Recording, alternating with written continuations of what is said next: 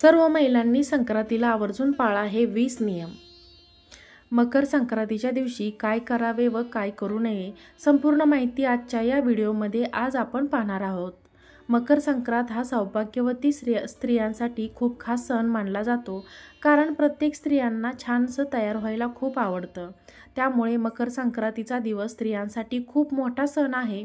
आज मी तुम्हाला मकर संक्रांती कशावरती आली आहे व सौभाग्यवती स्त्रियांनी या दिवशी कोणत्या रंगाची साडी नेसावी, त्याचबरोबर कोणत्या रंगाची साडी चुकूनही नेसू नये, शिवाय संक्रांतीसाठी कोणते शुभ रंग आहेत, बांगड्या भरताना कोणत्या रंगाच्या बांगड्या अजिबात घालायच्या नाहीत आणि कोणत्या प्रकारच्या बांगड्या घालाव्यात, बोरन्हाण किंक्रात म्हणजे काय, अशी बरीच अशी माहिती मी आजच्या व्हिडिओमध्ये तुम्हाला देणार आहे।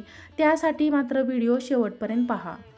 मकर संक्रांत 2025 ही 14 जानेवारीला मंगळवारी आहे। पौष महिन्यात जेव्हा सूर्य मकर राशीत प्रवेश करतो, या दिवसापासून सूर्याचे उत्तरायण सुरू होते। म्हणजे सूर्य हा पूर्वेलाच उगवतो, पण तो उत्तरेकडे थोडासा झुकलेला दिसतो आणि या संक्रांतीपासूनच वातावरणातील थंडी हळूहळू कमी होत जाते आणि संक्रांतीपासूनच दिवस हा हळूहळू मोठा होत जातो आणि रात्र बारीक होत जाते। मकर संक्रांतीला स्नान, दान, धर्म, देवाचे दर्शन, तप विशेष महत्त्व आहे। या दिवशी पवित्र नद्यांमध्ये स्नान करणे पुण्य मानले जाते। मकर संक्रांत जवळ आली की प्रत्येकाची चर्चा असते की यंदा संक्रांत कशावर आली आहे। चला तर मग पाहूयात यंदा संक्रांत कशावर आली आहे। संक्रांतीचा पुण्यकाल सकाळी 8:54 सूर्य मकर राशीत प्रवेश करत आहे। मंगळवारी 14 जानेवारी 2025 रोजी सकाळी 8:54 पासून ते संध्याकाळी 4:54 पर्यंत संक्रांतीचा पुण्यकाल आहे। हिंदू धर्मात संक्रांत ही एक देवता मानली गेली असून प्रतिवर्षी ती येताना वेगवेगळ्या वाहनावर बसून येते। यावर्षी मकर संक्रांत वाघावर बसून येईल, म्हणजे मकर संक्रांतीचे वाहन वाघ आणि उपवाहन घोडा असेल। तिने पिवळ्या रंगाचे वस्त्र परिधान केले आहे, हातामध्ये गदा घेतलेला आहे, तिने केशराचा तिलक लावलेला असून ती वयाने कुमारी आहे, बसलेल्या अवस्थेत असून तसेच वासाकरिता जाईचे फूल तसेच पायास खीरभक्षण करीत आहे। सर्पजाती आहे, भूषणार्थी मोती धारण केला असेल। वाहन नक्षत्र महोदरी असून सामुदाय मुहूर्त 45 आहे, पूर्वेकडून पश्चिमेकडे जात आहे, वायव्य दिशेस पाहत आहे। संक्रांतीने ज्या वस्तू परिधान केल्या आहेत त्या वस्तू महाग होतील, जिथून आली आहे तिथे लोकांना सुख मिळेल। एक रविवार सूर्याला चंदन मिसळून जल अर्पण केल्याने मान सन्मान वाढेल। संक्रांतीच्या दिवशी दात घासणे वर्ज्य आहे, तामसिक पदार्थ खाणे वर्ज्य आहे, अभद्र बोलणे, कठोर बोलणे वर्ज्य आहे। संक्रांतीला स्त्रियांनी प्रश्न पडलेला असतो की संक्रांती दिवशी कोणती साडी नेसावी, कोणत्या रंगाची साडी नेसू नये। आपल्या धर्मामध्ये प्रत्येक रंगाचे एक वेगळे आणि अनन्यसाधारण असे महत्त्व आहे, कारण प्रत्येक रंग तुम्हाला एक वेगळी ऊर्जा प्रदान करतो। काही रंग सकारात्मक शुभदायी लहरी प्रदान करतो, तर काही रंग अशुभ मानले जातात, नकारात्मकतेचे प्रतीक मानले जातात। पण आपल्या हिंदू धर्मात काही रंग 4-5 रंग असे आहेत की ते शुभ मानले जातात। प्रत्येक कार्यासाठी किंवा देवकार्यासाठी हे रंग वापरले जातात। त्यामध्ये पहिला रंग आहे तो म्हणजे हिरवा रंग, सौभाग्यवतीचे प्रतीक मानले जाते। कारण बघा, नवरी लग्नामध्ये हिरव्या रंगाचा चुडा भरते किंवा महिला लग्न झाल्यानंतर हिरव्या रंगाच्या बांगड्या हातामध्ये घालतात, कारण त्यामध्ये त्यांच्या पतीचं आयुष्य वाढतं असं धर्मशास्त्र सांगितले आहे। त्याचबरोबर शास्त्रातही हिरव्या रंगाला खूप महत्त्व आहे। लाल रंग हा सुद्धा खूप शुभ मानला जातो। तुम्हाला रोज देवाची पूजा करताना किंवा कोणतीही पूजा मांडताना आपण पाटावरती लाल रंगाचे वस्त्र टाकतो, कारण लाल रंग हा सर्व देवांना, त्याचबरोबर माता लक्ष्मीला सुद्धा अत्यंत प्रिय आहे। हा रंग सौभाग्यवतीचा उमंग, ध्येय आणि नवीन जीवनाचे प्रतीक मानला जातो। त्यामध्ये शक्य असेल तर तुम्ही मकर संक्रांतीला लाल रंगाची साडी सुद्धा नेसू शकता। पुढचा आहे केशरी रंग, केशरी रंगाची सुद्धा साडी तुम्ही नेसू शकता।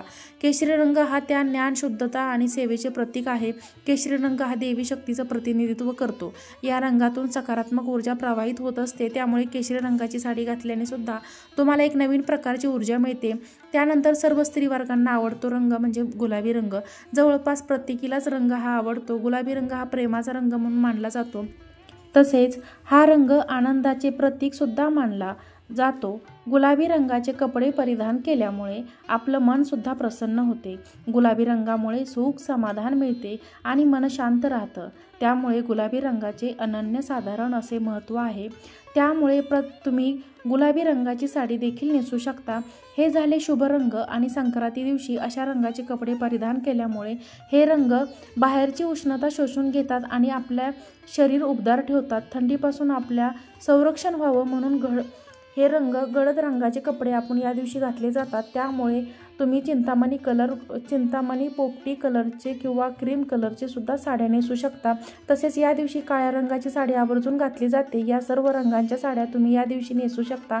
फक्त पिवळ्या रंगाची साडी नेसायची नाही, कारण संक्रांती देवीने ज्या रंगाचे वस्त्र परिधान केले आहे त्या रंगाची साडी किंवा वस्त्र या दिवशी परिधान करू नये असे सांगितले जाते।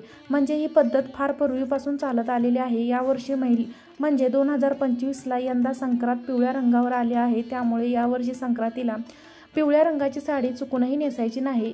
त्यानंतर बांगड्याबद्दल सांगायचं झालं तर संक्रांतीला प्रत्येक स्त्रीला बांगड्या भरत असतात। 16 शृंगार यामध्ये बांगड्यांचा समावेश असतो, त्यामुळे आपल्या हिंदू धर्मात बांगड्यांना सुद्धा खूप महत्त्व आहे। संक्रांतीला सर्व स्त्रिया छान छान काठापदराच्या साड्या घालतात, ओवसायला जातात, हळदी कुंकू करतात, तिळगुळ देतात आणि त्यामुळे आपल्या हातामध्ये 2 तरी काचेच्या बांगड्या असायला पाहिजेत। तुम्ही हिरव्या रंगाच्या बांगड्या घालण्याचा प्रयत्न करा, कारण हिरवा रंग हा शुभ आणि सौभाग्याचे प्रतीक मानले जातं। आणि असं सुद्धा म्हणतात की हिरव्या रंगाच्या बांगड्या घातल्यामुळे आपल्या सौभाग्यामध्ये वाढ होते, म्हणजे आपल्या पतीचं आयुष्य वाढतं असे धर्मशास्त्र सांगते। शक्यतो तुम्ही काचेच्या आणि हिरव्या रंगाच्या बांगड्या घाला। बांगड्या घालताना एका हातामध्ये 6 आणि दुसऱ्या हातामध्ये 7 अशा प्रकारच्या बांगड्या घालायच्या आहेत। बांगड्या घालण्याचे नियम आहे, आपण कासाराकडे गेलो असतो तो आपल्याला अशाच प्रकारे बांगड्या भरतो। आपण यावर्षी मकर संक्रांतीला बांगड्यामध्ये एका हातामध्ये 1 बांगडी जास्त घालायची आहे आणि हिरव्याच काचेच्या बांगड्या घालायच्या आहेत। त्यासोबत लाखेची 1 बांगडी घालायची आहे। तुम्ही या हिरव्या बांगडीसोबत लाखेची 1 बांगडी घालू शकता। या बांगड्या घालण्याचा अनन्यसाधारण महत्त्व आहे। तुम्ही सोन्याच्या कितीही बांगड्या घातल्या तरी देखील काचेच्या हिरव्या बांगड्या आवर्जून घाला। बांगड्या घालत असताना मेटलच्या बांगड्या किंवा प्लॅस्टिकच्या बांगड्या चुकून देखील घालू नका। पिचक्या बांगड्या हातामधून काढून टाका, हातामध्ये ठेवू नका। त्याचबरोबर आपल्या घरामध्ये दारिद्र्य येतं, त्यासाठी पिचक्या बांगड्या असतील तर ते लगेच हातामधून काढून टाका। आता सगळ्यांनाच प्रश्न पडलेला असेल, महत्त्वाचा प्रश्न म्हणजे पिवळ्या रंगावरती संक्रांत आली आहे, या कारणाने आपण हळद लावावी का? तर ही हळद ही पिवळ्या रंगाची असते, तरी देखील आपण हळद लावू शकतो, कारण की देवीने केशरचा टिळा लावलेला आहे। त्यासाठी केशरचा जो टिळा आहे तर तो आपल्याला या दिवशी लावायचा नाही, आणि आपण पिवळ्या रंगाची हळद वापरली तरी काही हरकत नाही। फक्त वस्त्रासाठी आपल्याला पिवळा रंग जो आहे तर तो वर्ज्य करायचा आहे। प्रत्येक सणासुदीला आपण दागिने घालत असतो, कारण की दागिन्याशिवाय आपला साज शृंगार हा कंप्लीट होत नाही। तर सोन्याचे दागिने देखील पिवळ्या रंगाचे असतात, तर मग मकर संक्रांतीला सोन्याचे दागिने घालावेत का असा प्रश्न देखील बरेच जण विचारतात। तर दागिने तुम्ही घालू शकता, कारण फक्त आपल्याला वस्त्रांचा जो रंग आहे तर तो आपल्याला पिवळा रंग आहे तो वर्ज्य करायचा आहे। सोन्याचे दागिने हळद तुम्ही वापरू शकता।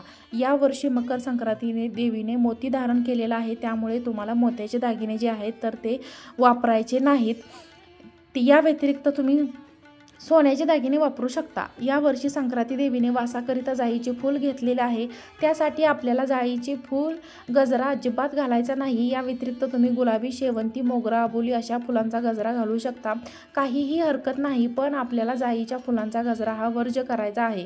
यावर्षी संक्रांती देवीने पायस भक्षण केलं आहे, म्हणजेच पायस म्हणजे खीर। तर या दिवशी खीर आपल्याला चुकूनही देखील खायची नाही। तुम्ही कोणतीही खीर या दिवशी करू नका किंवा खाऊ नका, कारण की देवी जे करत आहे ते आपल्याला करायचं नाही असे सांगितले जाते। त्यासाठी ती खीर पायस भक्षण करीत आहे, म्हणजे खीर खात आहे, त्यासाठी या दिवशी आपल्याला खीर घरामध्ये बनवायची नाही। मकर संक्रांतीच्या दिवशी दात घासणे, कठोर बोलणे, वृक्षतोड, गवत तोडणे, गाई म्हशी धार काढणे, कामविषयक सेवन करणे, काम करू नये, या दिवशी मोठ्यांचा अपमान होईल असे कोणतेही कार्य आपल्याला चुकून देखील करायचे नाहीत। या दिवशी आपल्या घरामध्ये चुकून देखील मांसाहार करता कामा नये। मकर संक्रांतीच्या दिवशी दान करण्याला अनन्यसाधारण असे महत्त्व आहे। या दिवशी तुम्ही नवे भांडे, गाईला घास, पात्र, गूळ, तीळ, सोने, भूमी, गाय, वस्त्र, घोडा इत्यादींचे यथाशक्ती दान करू शकता। संक्रांतीचे फल या दिवशी काय आहे तर यावर्षी संक्रांतीने ज्या वस्तू परिधान केल्या आहेत तर त्या वस्तू महाग होणार आहेत। संक्रांती जेथून आली आहे तेथील जनतेला सुख प्राप्त होईल। मंगळवार 14 जानेवारीला संक्रांत हा सण साजरा केला जाईल, तर बुधवार 15 जानेवारी रोजी किंक्रात म्हणजे करी दिन साजरा केला जाईल। फार पूर्वीपासून शुक्रासूर नावाचा एक राक्षस होता. तो लोकांना फार त्रास देत होता. त्याला मारण्यासाठी देवीने संक्रांतीचे रूप धारण केले. संक्रांती देवीने शुक्रासुर नावाचा राक्षसाला ठार केले आणि जनतेला सुखी केले. देवीने मकर संक्रांतीच्या दिवशी किंकरासुर नावाच्या राक्षसाला ठार मारले आणि त्याच्या जाचातून प्रजेला मुक्त केले. म्हणून हा दिवस किंक्रात म्हणून साजरा केला जातो. पंचांगणामध्ये हा सण करीदिन म्हणून ओळखला जातो. हा दिवस शुभ कार्यासाठी घेतला जात नाही. या दिवशी कोणतेही शुभ कार्य केले जात नाही. किंक्रातीच्या दिवशी स्त्रिया कुंकू समारंभ करतात. या दिवशी स्त्रियांनी शेणात हात घालू नये असे देखील सांगितले जाते. केर कचरा काढण्यापूर्वी वेणी घालावी असे देखील सांगितले जाते. तसेच दुपारी हळदी कुंकू करतात. अशा काही प्रथा देखील किंक्रातीला महाराष्ट्रामध्ये पाळल्या जातात. तसेच या दिवशी बेसनाचे धिरडे खाण्याची प्रथा देखील बऱ्याच ठिकाणी आहे. किंक्रातीच्या दिवशी चांगल्या कामाची सुरुवात कधीच करू नये. लांबचा प्रवास करू नये. देवाची पूजा करताना देवाला गुळाचा नैवेद्य अर्पण करावा. घरामध्ये वादविवाद करू नयेत. मन शांत ठेवावे. शांत चित्त ठेवून सर्वांशी आदराने वागावे. कुलदेवीचे नामस्मरण करावे. नामजप करावे. काही कामे किंक्रातीच्या दिवशी करावीत किंवा काही कामे वर्ज्य करावीत. मकर संक्रांतीपासून ते रथसप्तमीपर्यंत हळदी कुंकू साजरे केले जाते. घरात बाळ जन्माला आल्यानंतर येणाऱ्या पहिले संक्रांतीचे खूप महत्त्व असते. या दिवशी लहान मुलांना बोरन्हाण घातले जाते. परंपरेनुसार ज्या पद्धतीचे नाव विवाहितीच्या हलव्याचे दागिने घालून सजवतात त्याचप्रमाणे लहान मुलांना देखील काळे कपडे घालून हलव्याचे दागिने घातले जातात. लहान मुलांचं कौतुक केलं जातो. हा सोहळा बाळ जन्मानंतर पहिल्या संक्रांतीला बोरन्हाण घातलं जातं. या संस्काराची व्याख्या म्हणजे लहान मुलांना उत्तम आरोग्य लाभावे म्हणून बोरन्हाण घालण्याची पारंपरिक पद्धत आहे. बोरन्हाणसाठी कोणत्याही मुहूर्ताची गरज भासत नाही. बाळ अगदी लहान असल्यापासून ते 1 ते 5 वयात देखील बोरन्हाण करता येते. या कार्यक्रमात बाळाला घालण्यासाठी काळा रंग ड्रेस निवडावा. हलव्याचे दागिने घालावेत. तिळाचा वापर केलेला असतो. तसेच लुटण्यासाठी मुरमुरे, बत्तासे, तिळगुळ, फुटाणे, ऊसाचे तुकडे, हरभरा, चॉकलेट आणावीत आणि चुरमुऱ्यांमध्ये मिक्स करून घ्यावेत. तसेच या कार्यक्रमासाठी नातेवाईक तसेच शेजाऱ्या पाजाऱ्यांना बोलवावे. खालील स्वच्छ करून त्यावर चादर अंथरावी. चादरावरती तांदूळ किंवा गव्हाची रांगोळी काढून त्यावर पाट ठेवावा. पाटावर बाळाला बसवून ठेवावे. बाळावर त्यावर बसून ओवाळावे. बाळाच्या डोक्यावरून सर्व पदार्थ हळूवारपणे ओतावे. इतर मुलांना ते लुटायला सांगावे. बोरन्हाण करायचं असते का या संदर्भात आख्यायिका आहे की करी नावाचा एक राक्षस होता. त्या करी राक्षसाची वाईट दृष्टी व वाईट विचार त्या लहान मुलांवरती पडू नये यासाठी सर्वात आधी हे कृष्णावरती केलं गेलं होतं. नंतर ही प्रथा पडली तेव्हापासून बोरन्हाण केलं जातं. लहान मुले ही कृष्णाच्या स्वरूपात आहेत आणि त्यांच्यावरती करी राक्षसाची वाईट विचार पडू नयेत. वाईट नजर पडू नये म्हणून असे लहान मुलांवरती बोरन्हाण केलं जातं. तसेच शास्त्रामध्ये बघितलं तर क्रिया कालावधीत वातावरण असे अनेक बदल होत असतात. लहान मुलांना या बदलत्या ऋतूची बाधा होऊ नये म्हणून या काळात मिळणारी फळे मुलांना खायला घातली जातात. त्यांना मजाही व्हावी म्हणून अशी फळे वेचून खाण्याची संधी त्यांना दिली जाते.